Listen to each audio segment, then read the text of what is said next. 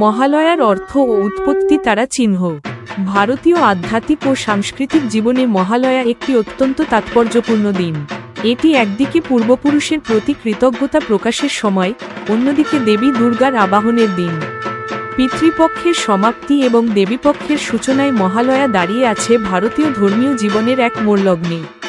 এর মধ্যে রয়েছে বেদের ঋষিদের উপদেশ, ভগবদ্গীতার দার্শনিক শিক্ষা এবং মহাভারতের আখ্যায়িকা।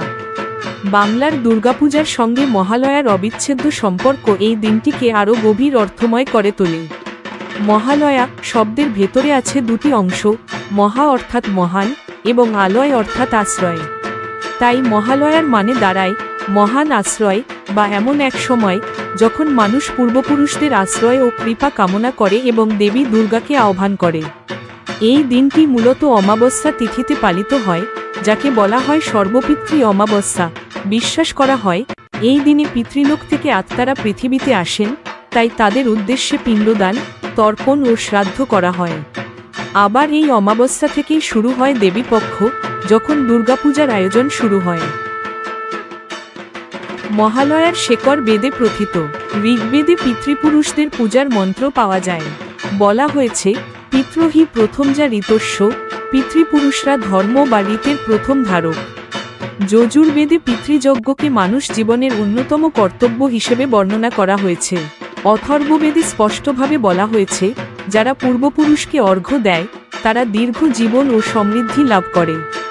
এইভাবে বেদীয় সমাজে পিতৃপূজা শুধু ব্যক্তিগত ভক্তি নয়, সামাজিক কর্তব্য হিসেবেও বিবেচিত হতো। মহালয়া সেই বেদীয় পিতৃযজ্ঞের একটি উত্তরাধিকার, যা আজও জীবিত। ভগবদ্গীতায় মহালয়ার ধারণা গভীরভাবে প্রতিফলিত হয়েছে। নবম অধ্যায়ের 25 নম্বর শ্লোকে শ্রীকৃষ্ণ বলেছেন, জানতি দেবব্রতা দেবান পিতৃন জানতি পিতৃব্রতা, অর্থাৎ যারা দেবতাকে পূজা করে তারা দেবলোকে যায়, আর যারা পিতৃপুরুষকে পূজা করে তারা পিতৃলোকে যায়। এই শ্লোক স্পষ্ট করে দেয় যে পিতৃপুরুষের প্রতি শ্রদ্ধা ও তর্পণ শুধু আচার নয়, আত্মার গন্তব্য নির্ধারণেও গুরুত্বপূর্ণ। গীতার আরেকটি দিক হল যজ্ঞ।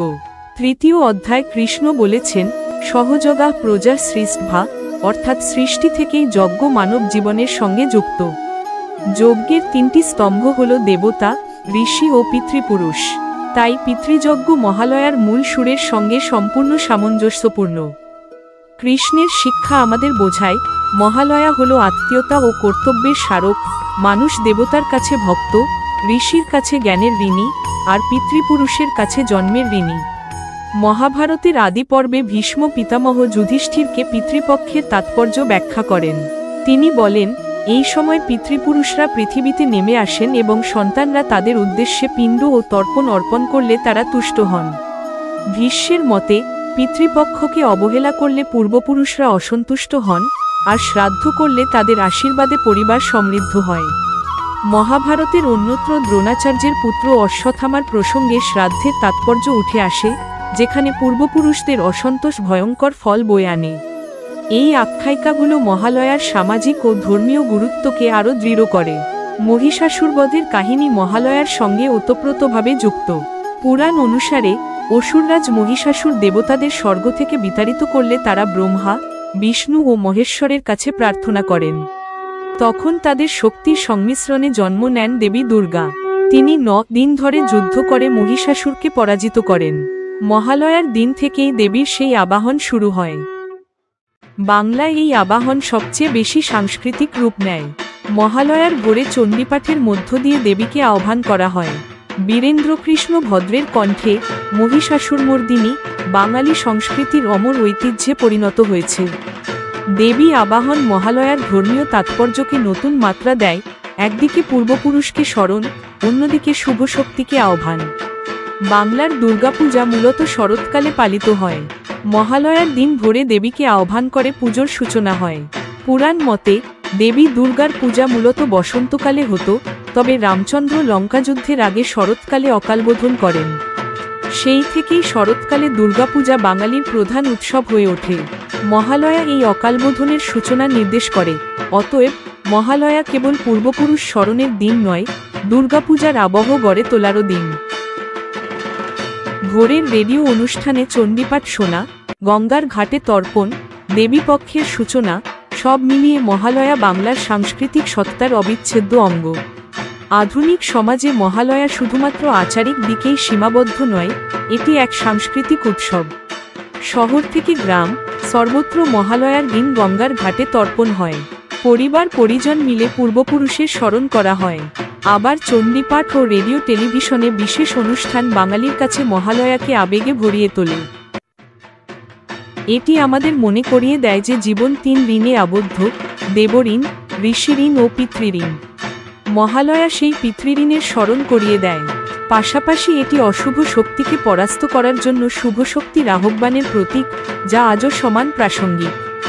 মহালয়া হল আধ্যাত্মিকতা, ভক্তি ও সংস্কৃতির অনন্য মেলবন্ধন। এর মধ্যে রয়েছে বেদের পিতৃযজ্ঞ, গীতার যজ্ঞতত্ত্ব, মহাভারতের পিতৃপক্ষ আখ্যান ও দুর্গার আবাহন। একদিকে পূর্বপুরুষের স্মৃতি, অন্যদিকে শুভ শক্তির আহ্বান, এই দ্বৈত সুরই মহালয়ার মূল সুর। বাংলায় দুর্গাপূজার সূচনা ও মহালয়ার আবাহন মিলেমিশে বাঙালির জীবনের অবিচ্ছেদ্য অংশ হয়ে উঠেছে। আজকের দিনে মহালয়া আমাদের শেখায়, কৃতজ্ঞতা ছাড়া জীবনের পূর্ণতা নেই।